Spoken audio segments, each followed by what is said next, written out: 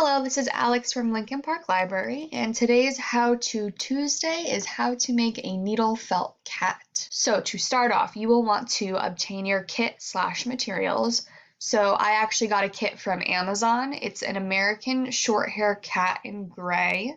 So this is the title of the kit that I got right here, the second bullet. So if you're interested in also getting this kit, all you have to do is type this into Amazon, and it should be the first one that comes up. So this distributor actually has not only this short-haired cat in gray, but also other colors, different kinds of cats, as well as dogs as well, if you're interested in getting a different kind of cat or a dog.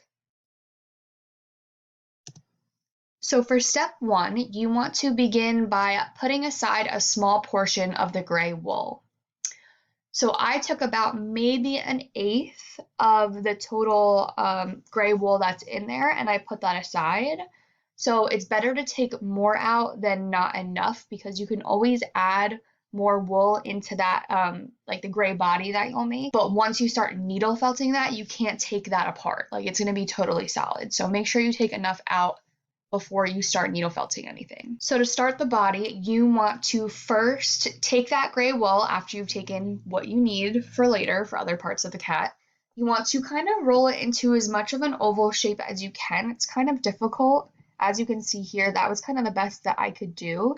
But as you start to needle felt it, you can see it really come together, and you can continue to just rotate it until you get kind of the shape of the cat's body. As you can see here, it's kind of like an oval, like kind of bread loaf shape. So just continue to do that until you get the shape that you want for your cat's body. So as you can see on the right, this is kind of what mine looked like towards the end of me needle felting the body together. Then for step two, using some of your extra wool, you can see here I took 4 little pieces about the same size and amount of wool, and then you want to start creating the little short rounded legs for the cat. So I took them, I kind of made them into like a ball shape sort of, and then I started needle felting them a little on the styrofoam, and then I attached them and continued doing that on the cat as well.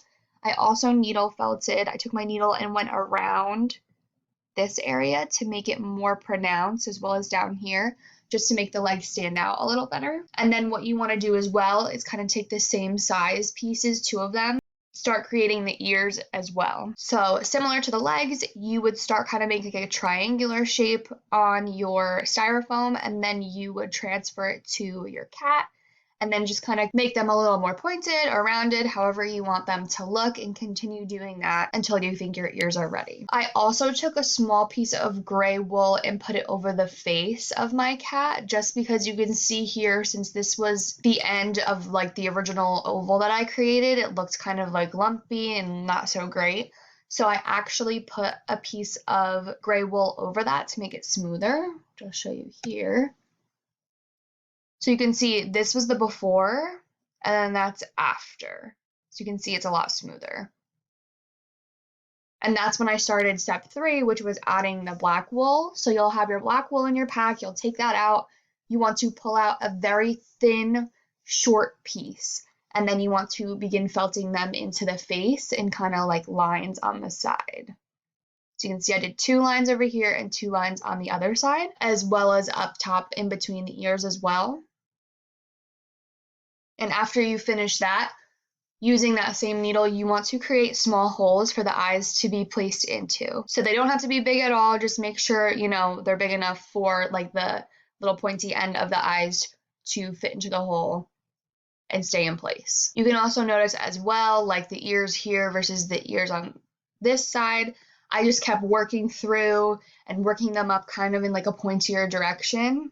It's all about really just continuing to work through with your needle in order to get the shape and the size that you want. Then for step 4, so similar to the stripes that are on the face, you're pretty much going to do the same thing with the black wool on the cat's back and sides. So you'll want to create stripes, as you can see, on the sides of the cat, and then also one long, large stripe down the middle of its spine as well. And you can see down here, I also started with like a little nub of a tail, just to kind of like have a base of where it was going to go, which will be the next step after you finish all of your black stripes on the cat's back and sides. So then to create the tail, you'll take a longer piece of that gray wool. As you can see here, you're going to lay it across your styrofoam base, and then you're just going to kind of rotate it and continue needling it until it forms a tail, so kind of like a long, thin piece of wool. And then you'll add your black wool stripes to the top as well, so you can see up here. So it's kind of also similar to all the other stripes that you did, but a little more difficult because you will have to do it all around the entire tail right there. And then after your tail is completed, you will then attach it to your cat. As you can see here, I attached it to the little nub that I had made before, and now he has a tail. And then after the tail, you are going to attach your whiskers. They give you a bunch of whiskers. It's very similar to the eyes. You just want to create a small hole wherever you want to put a whisker. So I put one here, one there, and then two on the other side. So there were 4 total. So I did 2 and 2. And I found that these fall out kind of easily, I think because they're so small, and they're very smooth. So just make sure you go deep enough with the needle and make a deep enough impression so that you can stick the whiskers pretty far in so they don't fall out. Then after you put in your whiskers, you are totally done. So you can see this is kind of what my finished product looks like. You can feel free if you have any extra wool and say like you want to do a touch up, or maybe you want to make the ears bigger or the legs, or maybe add more stripes somewhere or more detail somewhere, or give him, you know, like a nose or something. You can totally do that as well if you have any extras. I was thinking about maybe like doing a nose actually right here, like a little upside down triangle. But I know some of the other kits that are available on Amazon are a little different, and they include, you know, more of a defined face, if that's what you're looking for. This kit also comes with materials that you can make this into a keychain as well, which you would attach at the top, and you know, it has like the keychain ring and the links and everything. So you can also make this into a keychain as well. But overall, this process took me in total maybe an hour. It wasn't very long at all. I would not recommend it for children just because the needles that they give you are so incredibly sharp. Definitely use caution. If you have any kind of finger guards, I would definitely use them because I, you know, jabbed myself pretty hard a couple times and I was bleeding, which wasn't fun. So I would definitely recommend mostly to like older teens and adults because I think younger kids, you know, would definitely hurt themselves with the needles trying to do this.